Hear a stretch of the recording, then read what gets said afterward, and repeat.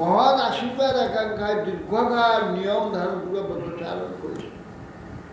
দেখবে এই করতে করতে কালের ভুয়ে সব খামার পরিষ্কার হতে যে কাল দ্বারা দীর্ঘকাল সেবা করতে করতে দেবতী শরীর শীর্ণ হয়ে গেছে। মহর্ষি কর্দম দেখে নেন, বলতে লাগে শ্রী কর্দম আছে তুষ্ট অহম অদ্যতম মানবী মানদায়া পরয়াত ভক্তি যো দেহিনাম অয়ম অতীব সুহিত স্বদেহ নাপেক্ষিত সমুচিত ক্ষপিত মাদার্থী।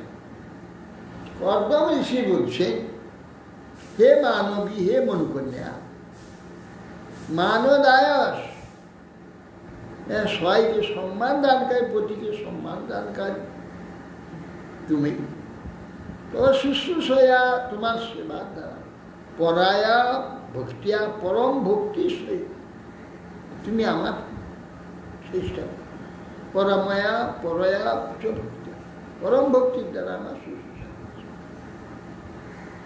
দেহি নাম অতীব সুহৃদ স্বদেহ, দেহটা কিরকম?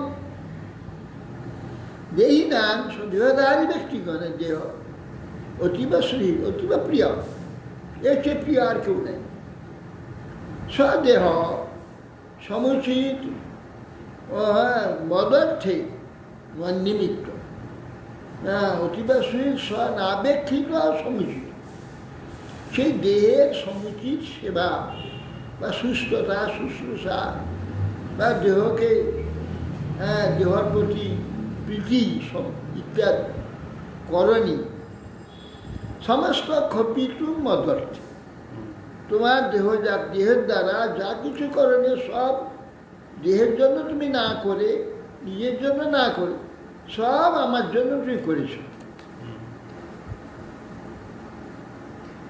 যে মেয়ে স্বধর্ম নিরতস্ব তপঃসমাধি বিদ্যাত্ম যোগ বিজিতা ভগবৎ প্রসাদা তানেবতে মদন সেবনয়া অবরুদ্ধা দৃষ্টিং প্রপশ্য বিতরাম্য ভয়নাশোকা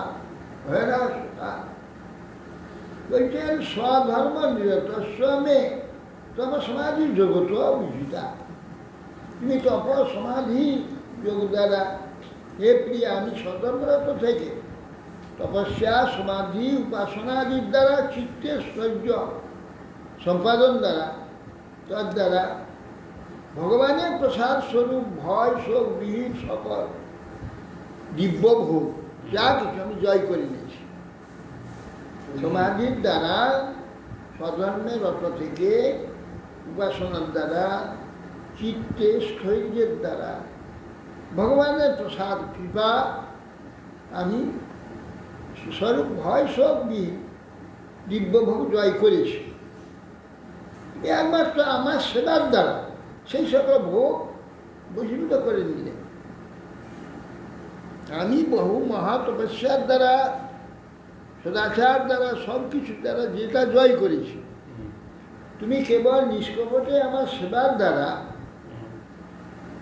সকল ভোগকে বশীভূত করে ফেলি।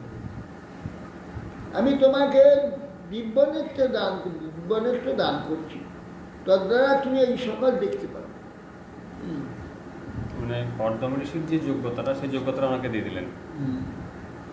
অন্যে পুনর্ভগবত ধ্রুব উদ্বিলিম্বন বিভ্রম সীতার্থ রচনা কিম কুরু ক্রমশ সিদ্ধাসী ভুঙ্খ বিভবান নিজ ধর্ম দোহান দিব্যান নরে দৃঢ়িগমান নিপরি বিক্রিয়াভি। ভগবান অনুক্রম হরি, অন্যান্য যে সব মনোরথ আছে, আমার ইচ্ছা আছে, তাহা তো অতি তুচ্ছ হোক। ভগবান যে অনুক্রম শ্রীহরি, ইচ্ছা মাত্রই ভূভঙ্গে সকল ভ্রষ্ট হয়ে যায়। এইগুলো সব তুচ্ছ। অন্যান্য যেসব মনোরোধ আছে তারা তো নিতান্ত তুচ্ছ। কেন অন্যে ভগবত ভূভঙ্গি উদ্বিজীর্ণ ধ্বংসিতা অর্থরচনা কিমুরুক্রমস্য এখানে অর্থ রচনা, বিষয় ভোগাদি, সংগ্রহাদি, ভগবান হুকুমের ভূভঙ্গিতে সব নষ্ট হয়ে যায়। এগুলো তোমার উপযুক্ত নয়, তাহা তোমার উপযুক্ত নয়। তবে যে তুমি সিদ্ধ হয়েছ এ প্রিয়, ওকে নিজ পাতিব্যত্য ধর্মের ফলস্বরূপ দিব্যভোগ উপভোগ করো, দিব্যভোগ উপভোগ করো, এগুলো দরকার নেই।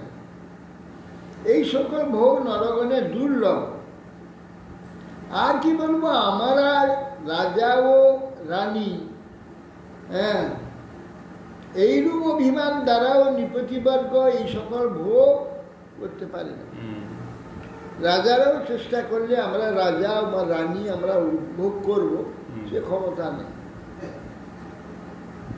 যে ভোগ তোমার প্রাপ্তি হয়েছে এবং ব্রুবাণম বলা অখিল যোগ মায়া বিদ্যা বিচক্ষণ মাবেক্ষগত ধিয়ারাস প্রশ্রয় প্রণয় বিহলা গিরের জল বিরাবলোক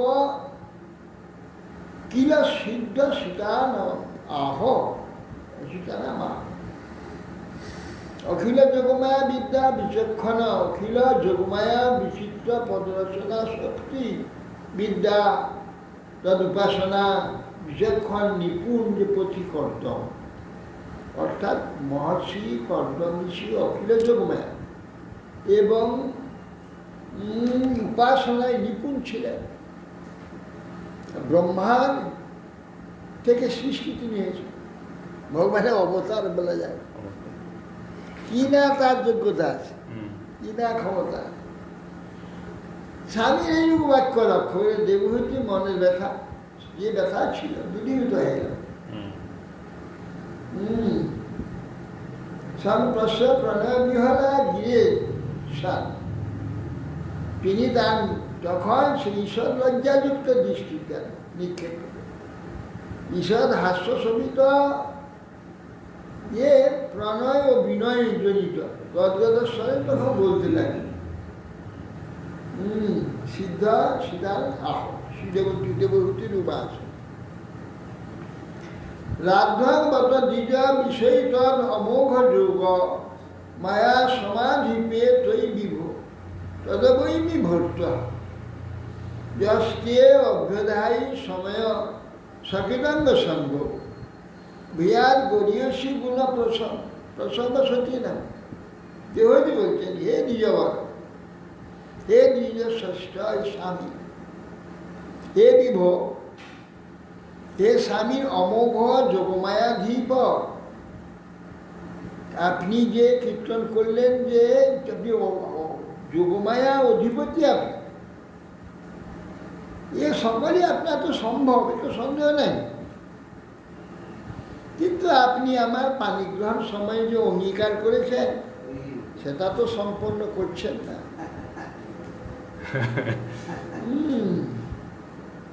যস্তে অভ্যধায়ী সময় সকিদঙ্গ সঙ্গ, একবার আপনার অঙ্গসঙ্গ না হলে আপনার যে বলেছিলেন তুমি আমার তেজ ধারণ করলে আমি পরমাংশ আশ্রম গ্রহণ করব, সেটা তো হচ্ছে না। যদিও মানে এটা দেবহূতির ক্ষেত্রে আদৌ বলা যাবে না, বলা উচিত না, তথাপি এখান থেকে একটা শিক্ষা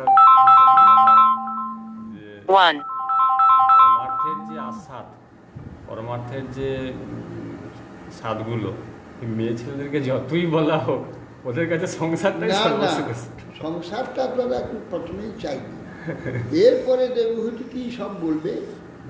না, দেবহূতি দেবীর ক্ষেত্রে এটা হয় না, দেবহূতি দেবীর ক্ষেত্রে সম্পূর্ণ আলাদা ব্যাপার। দেবহূতিরই বলছেন যে আপনি যে আমাকে প্রতিশ্রুতি দিয়েছেন যা করবেন, দীর্ঘকাল হয়ে গেল, সেটা তো কিছু করেননি আপনি। অঙ্গীকার সম্পন্ন করুন।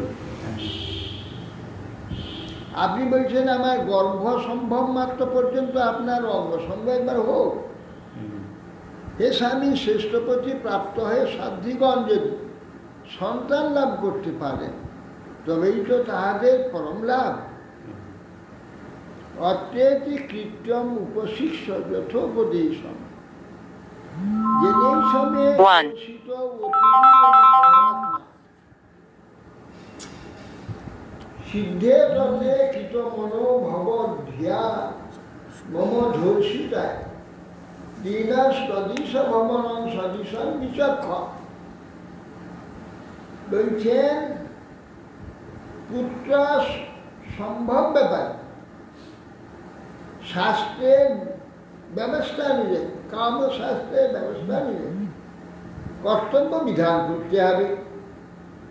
বলবতী ইচ্ছা আমার স্পৃহা হেতু আমার শরীর কৃষ ও বলহীন হয়েছে, যাতে রতিক্রীড়ার সমর্থ হয় শরীর, তার সাধন উপযোগী অভ্যাঙ্গ ভোজন পান বিষয়কে অনুমতি প্রদান করতে আমার শরীরই নেই। আর সংসার কি করে হবে? কি করে আমার দ্বারা সংসার হবে, সন্তান হবে? আমার তো শরীর কিছুই নেই, অস্থি কঙ্কাল সার হয়ে গিয়েছি আমি তপস্যা করতে করতে। তপস্যা করতে করতে কিছু খাওয়া দাওয়া তো হয় না, খাই যে তুই যে তপস্যায় মগ্ন, ওনার সেবায় উনি যুক্ত। ওনার সেবায় তো মাত্র আছে। আর সত্য যুগ বলে সেই যুগে তো কিছু খাওয়াটা দরকার হয় না, বিনা ভোজনে এতদিন তিনি কাটিয়েছেন। কি পেয়েছেন ভোজন করতে হাতে 11বার খেয়েছে, কিছু লাগে। এই জন্যে তোর সাধন বলযোগী অভ্যাঙ্গ ভোজন পানাদি অনুমতি প্রদান করব। অতি ক্রীড়াদি উপযুক্ত একটি ভবনের আছে, যেখানে আমরা পরস্পর মিলিত হয় সংসার করতে সংসার করবো। একটা ঘর চাই তো, এত বনের মধ্যে কুটিয়ার মধ্যে বাস করছি, গাছের তলায় বসে ঘর নাই।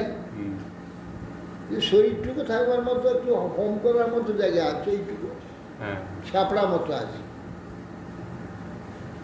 তো আপনি সেইটা বিধান করুন, তাছাড়া ক্রীড়ার উপযুক্ত ভবন রচনা করুন, তাছাড়া তো এসব হবে না।